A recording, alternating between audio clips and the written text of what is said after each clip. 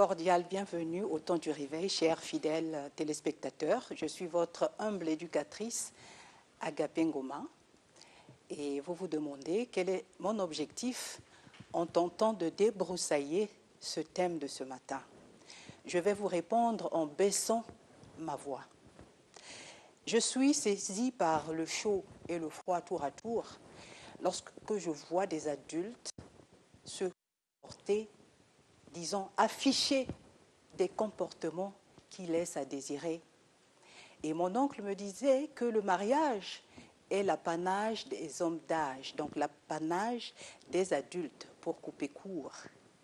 Mais aujourd'hui, avec mes lunettes analytiques, lorsque je regarde certains foyers, certains ménages, certains mariages, je me pose des questions.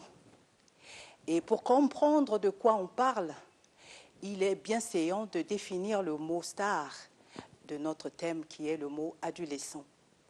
Le mot adolescent a été inventé par un spécialiste en psychiatrie sociale dans les années 50.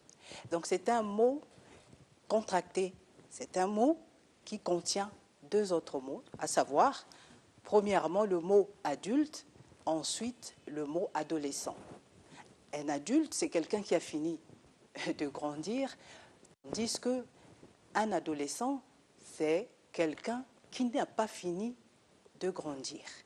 En un mot, un adolescent, c'est une personne qui, bien qu'étant adulte, n'a pas fini de grandir parce qu'elle affiche, comme je l'ai dit en amont, comme je l'ai dit à l'entame de mon propos, c'est une personne qui affiche des comportements qui laissent à désirer.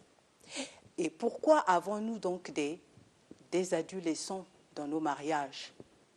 Il importe de faire marche arrière et d'aller voir comment ces personnes-là ont grandi. Je vais prendre un cas pratique dans la Bible.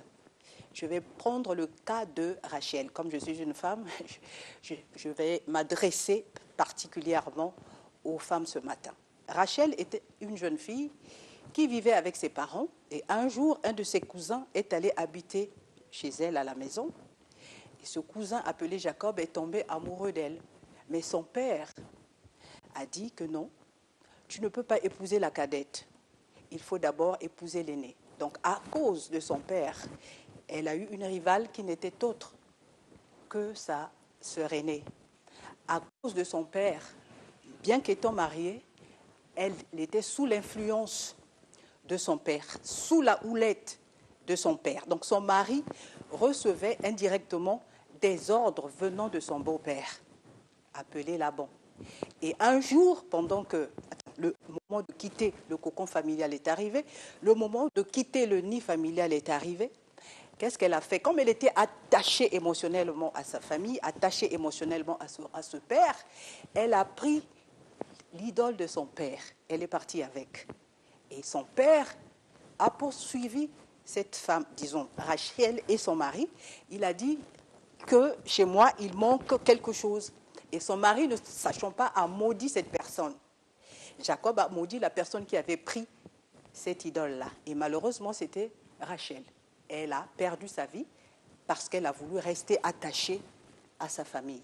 Et aujourd'hui, dans nos familles, disons dans nos mariages, dans nos ménages, nous sommes toujours attachés à notre famille d'origine. Nous, surtout les femmes, dès qu'il y a un problème, nous courons vers notre maman, nous courons vers notre père. Et certains hommes, d'ailleurs, continuent d'être sous les jupons de leur mère. Et bien qu'étant mariés, ils continuent d'aller manger à la maison.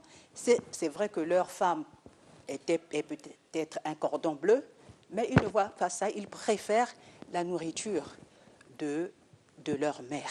Alors, qu'est-ce qu'on peut faire? Au vu de ce qui précède, je vous pose une question. Êtes-vous un adolescent dans votre mariage ou un adolescent? À vous de répondre. Et je continue mon propos en disant que si nous avons des adolescents, c'est parce que les parents n'ont pas voulu laisser l'indépendance à leurs enfants. Malgré l'âge avancé de leurs enfants, il y a certains parents qui préfèrent que les enfants restent sous le toit familial. Cela n'est pas normal à mon sens. Et une femme que vous êtes, vous qui me suivez, si vous voulez vous marier et que ce futur mari est toujours sous le toit de son père, faites attention.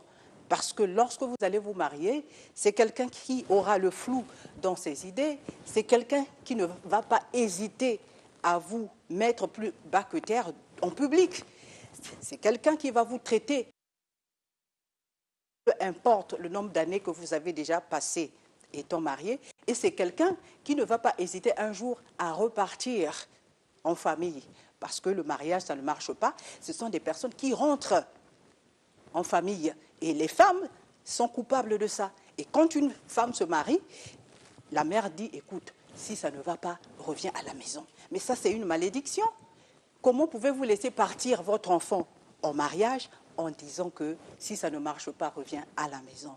Alors, si vous voulez poursuivre cette discussion avec moi, vous pouvez me contacter directement au plus 242 06 451 24 88 plus 242 06 451 24 88. J'ai une page Facebook Agapé Ngoma. Vous pouvez laisser un message, poser toutes les questions. Et aussi, j'ai une chaîne YouTube Agapé Ngoma. D'ici là, demeurez bénis et que le Seigneur vous visite et vous donne la sagesse de bien vivre dans vos ménages. Merci.